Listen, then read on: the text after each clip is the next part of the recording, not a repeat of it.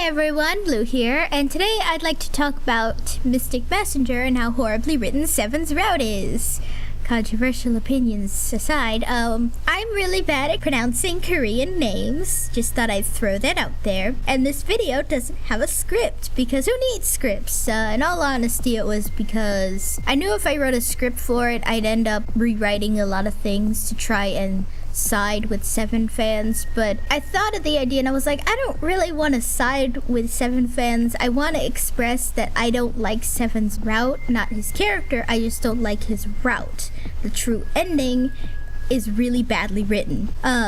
So what I mean by this is every other Mystic Messenger route has a build-up, like the peak of the build-up, and then a semi-realistic resolution. Jaehee's upset that she has to work all day and all night for Jumin and is really unhappy at her job. She's like, I want to quit my job, but I don't know what to do if I quit my job. And then you throw in suggestions about a coffee shop. The build-up is she's just fed up and she quits her job. And then the other build-up is, oh, I now know what I want to do. I want to open a coffee shop. And so the ending is, I quit my job. Let's open a coffee shop together. You know, like that's a resolution. That is a storytelling thing. 7's route, it's like, oh, here's the build-up. We're going to find out everything about this crazy Mintai cult. And then it's like, why are we in a cabin in the woods? Who is kidnapping us? And then it's like, oh no, they want to sacrifice us. Oh no, Saeran's going crazy because he can't kill them right away. Oh no, Saeran killed V. Oh no, Rika clearly doesn't feel bad and is just sad V died because she remembers she kinda loved him. And then, oh, they found us. Yay. Oh no, we have to go find Saeran now because he ran away. Oh no, we might die, even though, like, literally no resolution or no explanation as to why we might die trying to find him, other than a light hint that the Prime Minister of South Korea wants to kill 7 because that's his love child, even though I'm pretty sure he doesn't track 7 anymore because 7's a very good hacker and knows how to hide himself from the world. But anyway, then it's like, oh no, we found him. Where did we find him? We're not telling. And then, oh no, he's in a hot mental hospital or something, and he's treating everyone really badly because he's very traumatized and doesn't want to get better at the moment because he's so traumatized. Then the doctors are like, I don't know, man. I think he needs a little more harsher treatment because he was treated so poorly. 7's like, oh no, I don't want my brother to have to go through something like that again because he went through that from the cult, so I'm gonna take him home with me. Oh no, he's strangling me. Oh no, he tolerates me. Oh, group photo time. And it's like, what? Where was the proper writing for that? I don't want to say it feels like a up and down thing. It just kind of feels like an incline and then a straight line down and then a semi sort of line going straight and then it immediately goes straight down. I'll probably put a picture here as I'm talking about it to explain it, but that's basically what 7's route feels like. And also, I hate the fact that there is no redemption for Rika, because clearly they write Rika in a way where they want us to feel bad for her. Like, they wouldn't write this stuff if they didn't want us to feel bad for her. Like,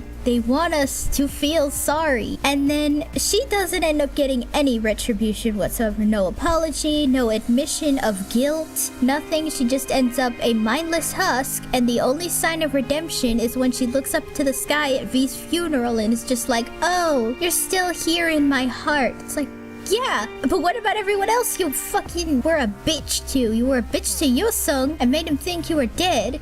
You were a bitch to Jumin because you inadvertently killed his best friend. You were a bitch to everyone, really, by fucking up their lives from this Mintai cult, which, by the way, is horribly explained.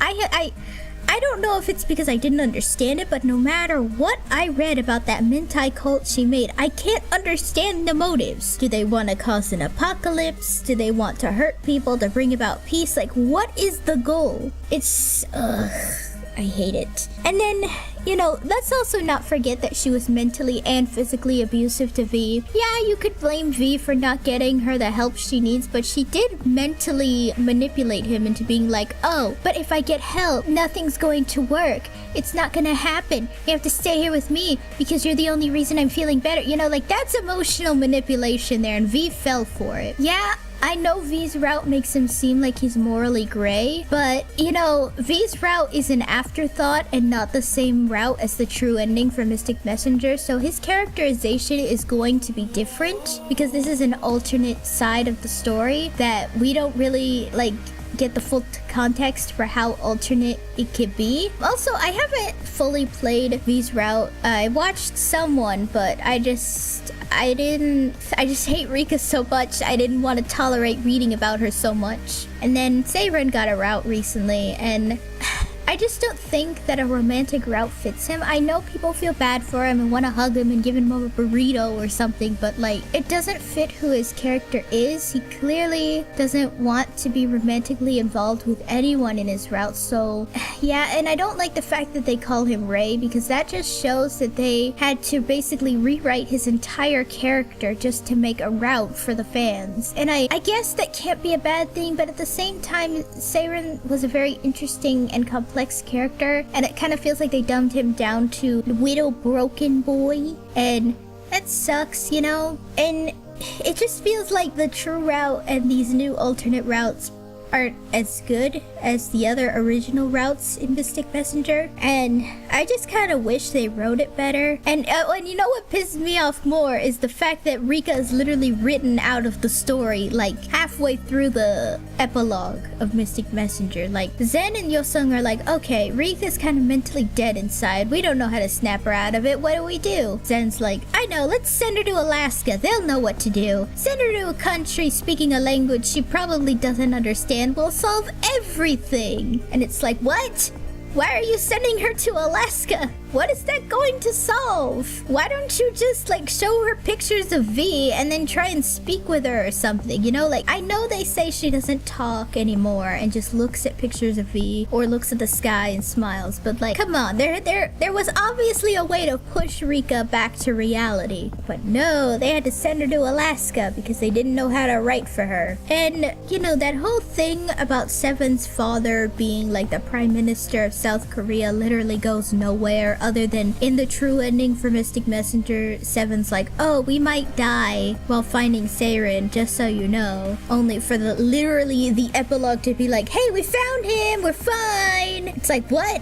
But you said we might die, why are we fine? Why is there no resolve for that? I'm not saying that Mystic Messenger is bad, because I love Mystic Messenger, but it just feels like they didn't know how to write the true ending, which is weird because every other visual novel has a really good true ending. Dramatical Murder's true ending is really good because it's weird, but it explains everything to you. Like, nothing is left unanswered really about the questions you have because of what happens in the true ending. Clannad, even though I'm not a big fan of it, does explain everything you needed to know in the true ending. Like, the true ending should be the ultimate explanation for everything that confused you about this story, and then for Mystic Messenger to just explain nothing in its true ending is a little frustrating. Also, I'd like to quickly mention the timeline for Mystic Messenger is so wonky. Like, I don't know what happened first. Did that video 7 make of Zen, was that what made Zen famous? Or was it like Zen going out and being an actor first? How old was Zen when he ran away from home? It's just like, how old was everyone?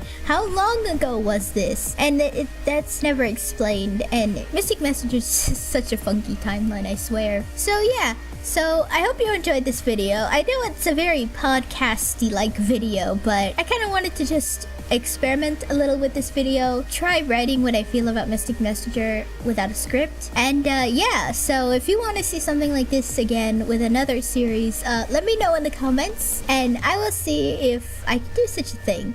So thanks for watching. Bye!